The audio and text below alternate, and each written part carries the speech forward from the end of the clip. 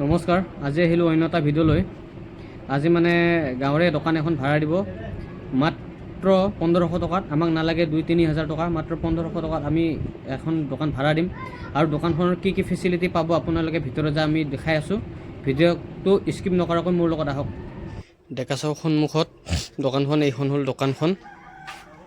আজি দোকানখনৰ ভিতৰত এইখন পাব, আৰু তাৰ লগত মানে বহুতকেইটা ইয়াতে থ'ব পাৰিব আপোনালোকে পইচা, আৰু ইয়াত থাকিব শিখৰ আৰু যিকোনো বস্তু থ'ব পাৰিব। আৰু ইয়াত আছে ফ্ৰিজ, তাৰপিছত আছে ইফালে ষ্টেণ্ড ফেন, আৰু ইফালে আছে ড্ৰামকেইটা, আৰু দালি, আটা, ময়দা, আৰু এইখিনি পিঁয়াজ, এইফালে আলু, আৰু ইফালে যিকোনো বস্তু আপোনালোকে সজাই সজাই ৰখাব পাৰিব মাত্ৰ 1500 টকাত। আপোনালোকে যদি লাগে দোকানখন ভাড়াত, মোৰ পেজটোত কমেণ্ট কৰিব। আৰু ইফালে এটা বস্তু আছে, এইটো এটা মাত্ৰ 1500 টকাত আপোনালোকক বহুতকেইটা ফেচিলিটি দিম আমি।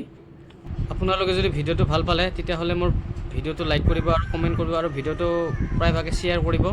তাৰপিছত যদি দোকানখনো যদি ভাল পালে তেতিয়াহ'লে মানে কমেণ্ট কৰি জনাব, আৰু মোৰ ফোন নাম্বাৰটো কমেণ্টত খুজিব, তেতিয়া মোৰ ফোন নাম্বাৰটো দি দিম।